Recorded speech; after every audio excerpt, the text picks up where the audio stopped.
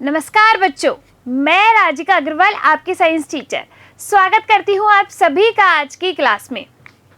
चलिए, जो है लास्ट क्लास के अंदर हमने डिस्कस किया था आपके जो विषम परमाणु होते हैं और क्रियात्मक समूह या प्रक्रियात्मक समूह जो होते हैं फंक्शनल ग्रुप्स के बारे में, जिसमें हमने क्या देखा, कौन कौन से फंक्शनल ग्रुप। सबसे पहला अपन ने देखा, अगर किसी हाइड्रोकार्बन चेन में क्लोरीन या ब्रोमीन जुड़ा हुआ हो तो आपके क्या बनाते हैं, क्लोरो या ब्रोमो एल्केन बनाते हैं। इसके बाद दूसरे नंबर पे हमने देखा कि अगर विषम परमाणु आपका ऑक्सीजन है तो उसके कौन कौन से फंक्शनल ग्रुप हो सकते हैं। सबसे पहला है अल्कोहल, जिसमें आपके OH ग्रुप लगा रहता है।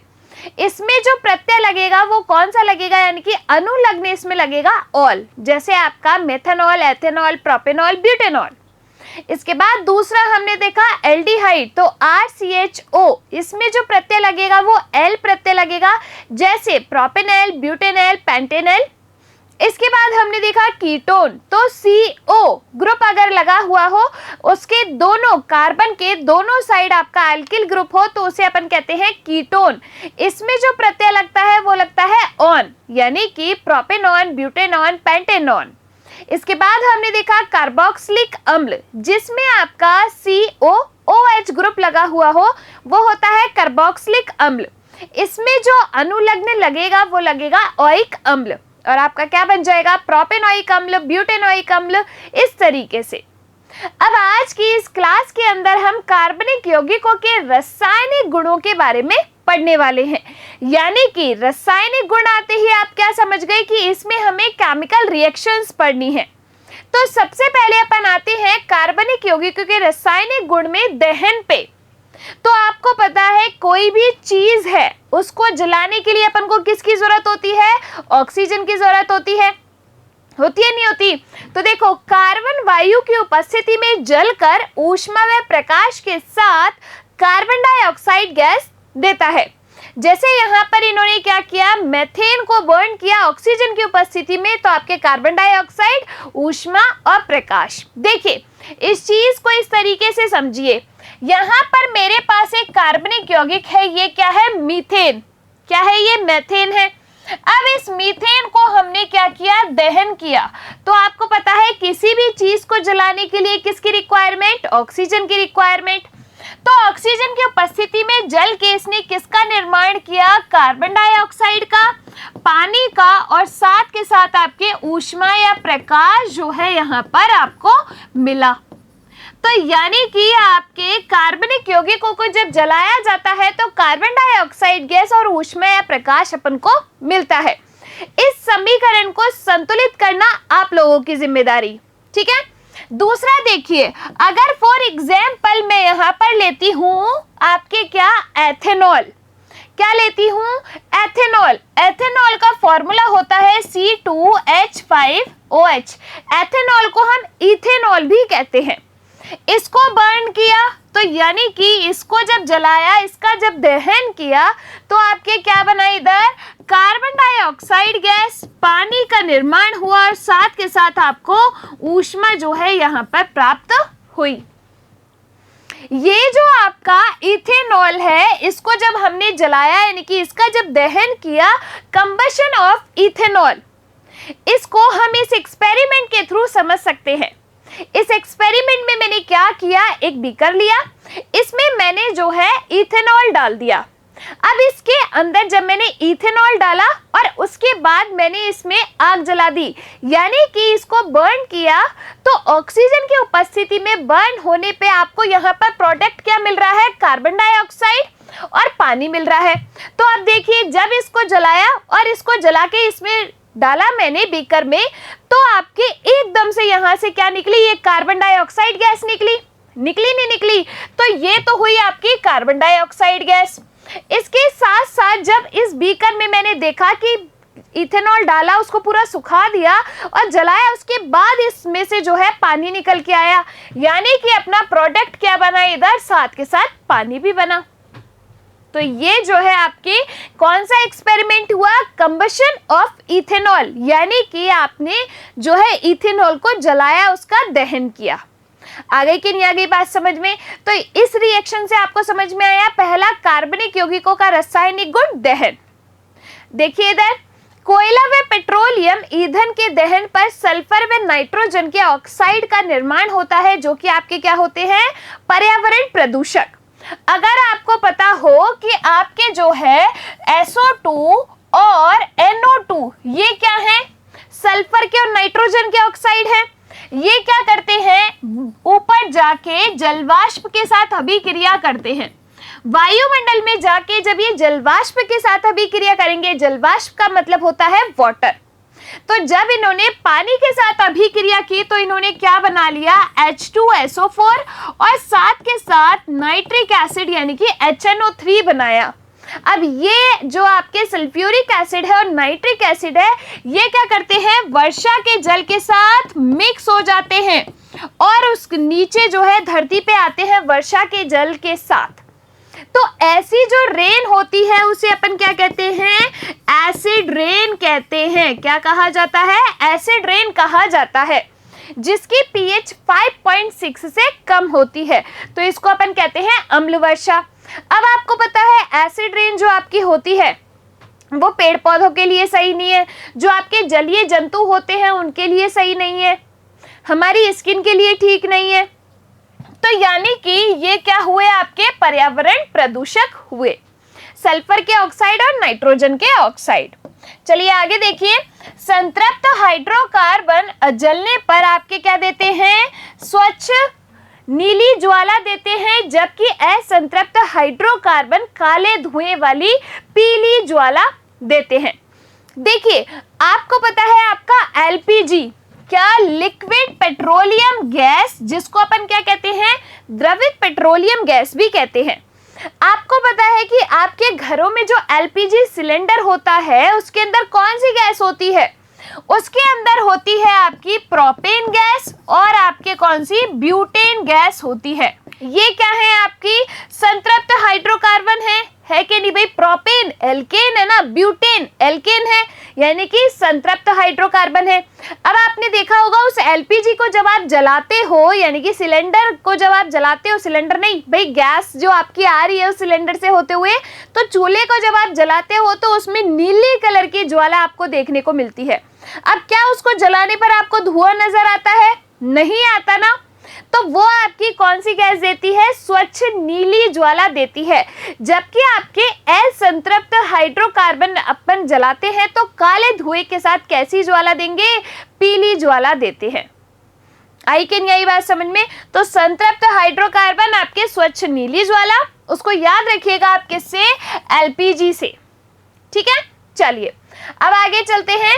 नेक्स्ट देखिए, ऑक्सीकरण अभिक्रिया। पहली तो आपकी कौन सी हो गई, पहली हुई दहन, दूसरी आती है ऑक्सीकरण, वह अभिक्रिया जिसमें कार्बनिक यौगिक ऑक्सीकारक तत्व की उपस्थिति में, ऑक्सीकारक क्या होता है, ऑक्सीडाइजिंग एजेंट होता है जो सामने वाले का ऑक्सीकरण कर दे और खुद का अपचयन कर ले।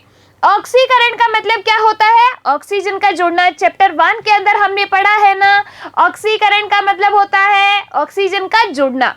तो यानी कि ऐसा तत्व जिसकी उपस्थिति में जो हमारे पास अभिकारक है ना, उसमें ऑक्सीजन जुड़ जाए, यानी कि उसका ऑक्सीकरण हो जाए, तो ऐसी अभिक्रिया को अपन क्या कहते हैं, ऑक्सीकरण। देखिए तो आपके वह अभिक्रिया जिसमें कार्बनिक यौगिक ऑक्सीकारक तत्व की उपस्थिति में ऑक्सीजन लेते हैं और दूसरे कार्बनिक यौगिक का निर्माण करते हैं, उसे अपन क्या कहते हैं, ऑक्सीकरण अभिक्रिया। कार्बनिक यौगिकों के रासायनिक गुण की दूसरी अभिक्रिया। ऑक्सीकारक क्या होता है, जो सामने वाले का ऑक्सीकरण करे, यानी कि उसको oxygen they they. For example यहाँ पर देखिए कि मेरे पास क्या है, मान लीजिए कि CH3CH2OH, ये क्या है आपका, इथेनॉल है। क्या है ये आपका, इथेनॉल। अब इस इथेनॉल को आपने क्या किया, किसकी उपस्थिति में, ऑक्सीकारक चाहिए हमको, तो इसमें अपन ने क्षारीय पोटेशियम परमैंगनेट, जिसे अपन कहते हैं KMnO4, या फिर आपका अग्निकृत K2Cr2O7, ये क्या है आपका, पोटेशियम डाइक्रोमेट है।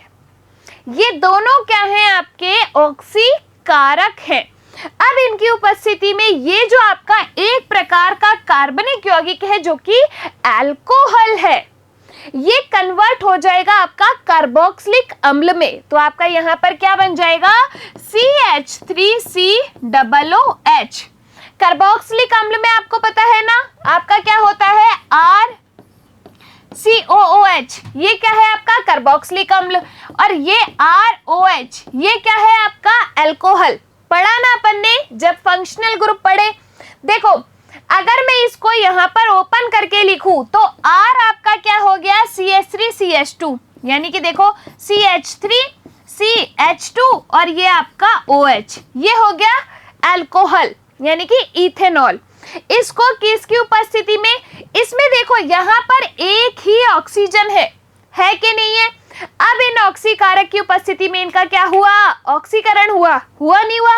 इनके ऑक्सीकरण होने से इसमें ऑक्सीजन जुड़ेगी ना, तो ये जो आपका अल्कोहल है किस में कन्वर्ट हुआ, कार्बोक्सिलिक अम्ल में। तो देखो अगर मैं इसको ओपन करके लिखूं तो आपका ये क्या हो गया, R यानी कि CH3, और ये आपका COOH, ये हुआ नहीं हुआ, तो CH3COOH आपका बन गया। यानी कि देखो यहाँ पर तो एक ही ऑक्सीजन थी, यहाँ पर एक और ऑक्सीजन आ गई, यानी कि ऑक्सीजन जुड़ गई कार्बनिक यौगिक में। तो ये आपका क्या हो गया, ऑक्सीकरण अभिक्रिया हुई नहीं हुई, किसकी उपस्थिति में, तो आपके पोटेशियम परमैंगनेट या फिर आप कह सकते हैं K2Cr2O7 पोटेशियम डाइक्रोमेट। ठीक है, आ गई बात समझ में। तो ऑक्सीकारक की उपस्थिति में आपकी ये अभिक्रिया होगी। देखिए इधर यहाँ पर कि आपके किस तरीके से क्षारीय पोटेशियम परमैंगनेट KMnO4 लिया अपन ने, और अम्लीकृत पोटेशियम डाइक्रोमेट K2Cr2O7। यहाँ पर आपके जो अल्कोहल है CH3CH2OH यानी कि इथेनॉल, इनकी उपस्थिति में किस में कन्वर्ट हो गया, कार्बोक्सिलिक अम्ल में कन्वर्ट हो गया। आई कैन यही बात समझ में। ये हुआ आपका दूसरा रासायनिक गुण। तीसरी अपन बात करते हैं संयोजन अभिक्रिया की। तो संयोजन अभिक्रिया का मतलब क्या होता है, जुड़ना। क्या होता है, संयोजन अभिक्रिया का मतलब होता है आपका जुड़ना। होता है नहीं होता है। तो देखो असंतृप्त यौगिकों को संतृप्त यौगिक बनाने के लिए परमाणु या परमाणुओं के समूह को असंतृप्त यौगिकों में जोड़ा जाता है। संयोजन का मतलब होता है जोड़ना, तो इसे संकलन या संयोजन अभिक्रिया कहते हैं। यह अभिक्रिया उत्प्रेरकों की सहायता से होती है। अब इसको इधर समझो। तीसरी अभिक्रिया जो है अपनी संयोजन अभिक्रिया, इसमें जो है आपको असंतृप्त हाइड्रोकार्बनों को किस में कन्वर्ट किया जाता है, संतृप्त हाइड्रोकार्बन में कन्वर्ट किया जाता है। किसकी उपस्थिति में, तो ये आपकी उपस्थिति में होती है किसी भी उत्प्रेरक की उपस्थिति में। उत्प्रेरक हमने ले लिया मान लीजिए निकेल या फिर पैलेडियम। ठीक है, अब अपन ने क्या कहा कि असंतृप्त यौगिकों में किसी भी परमाणु या परमाणु का समूह अपन को जोड़ना है जिससे आपके संतृप्त यौगिक में क्या हो जाए, कन्वर्ट। तो मैंने मान लीजिए इसमें क्या जोड़ दिया, हाइड्रोजन जोड़ दिए। ठीक है, हाइड्रोजन जोड़ दी। अब इसमें 2 हाइड्रोजन अपन को जोड़ना है, तो आपका ये क्या बन जाएगा, संतृप्त जो है यौगिक बन जाएगा। इस अभिक्रिया को अपन हाइड्रोजनीकरण भी कहते हैं। क्या कहा जाता है, हाइड्रोजनीकरण अभिक्रिया भी कहते हैं। कैसे, क्योंकि इसमें हाइड्रोजन जो है वो जुड़ रहा है, संयोजित हो रहा है। अब देखो असंतृप्त हाइड्रोकार्बन, असंतृप्त में आपके कौन आते हैं, एल्कीन आएगा और एल्काइन आएगा। आएगा नहीं आएगा। एल्कीन में मान लीजिए कि मैंने यहाँ पर ले लिया ये एल्कीन, ये इस तरीके से ये अपने पास क्या है, एल्कीन है। ठीक है, कार्बन कार्बन के बीच में आपका डबल बॉन्ड यानी कि आपका हो गया एल्कीन।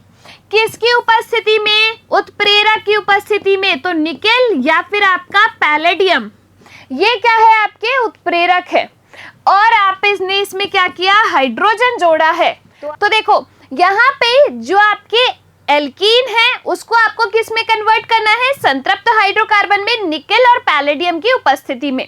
तो यहाँ पर अब क्या होगा, ये आपके संतृप्त हाइड्रोकार्बन में कन्वर्ट हो जाएगा, यानी कि इसमें दो हाइड्रोजन आपके क्या हो गए, जुड़ गए, दो हाइड्रोजन जुड़ गए। तो इधर से एक हाइड्रोजन ये जुड़ गया और एक हाइड्रोजन ये जुड़ गया, तो आपके कार्बन की संयोजकता हो गई पूरी 4, 1 2 3 4, 1 2 3 4।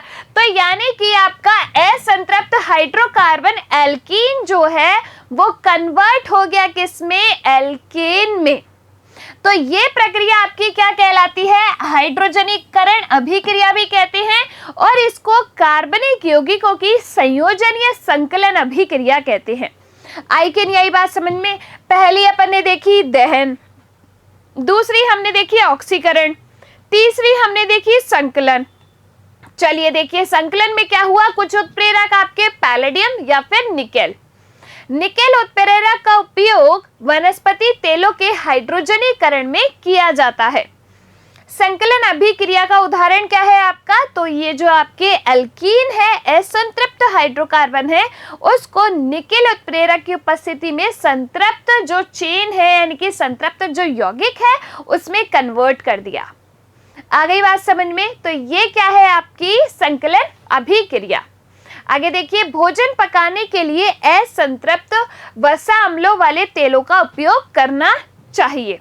अब आप कहोगे कि मैम असंतृप्त हाइड्रोकार्बन को तो कन्वर्ट कर दिया संतृप्त हाइड्रोकार्बन में, तो जब अपन को भोजन पकाने के लिए असंतृप्त हाइड्रोकार्बन यानी कि असंतृप्त जो वसा अम्ल वाले तेल है उनका यूज करना चाहिए, तो संतृप्त में अपन ने चेंज ही क्यों किया इसको, क्योंकि ये जो आपके संतृप्त हाइड्रोकार्बन होते हैं इनको स्टोर करना इजी होता है, इसीलिए असंतृप्तों को कन्वर्ट कर देते हैं किसमें, संतृप्त में।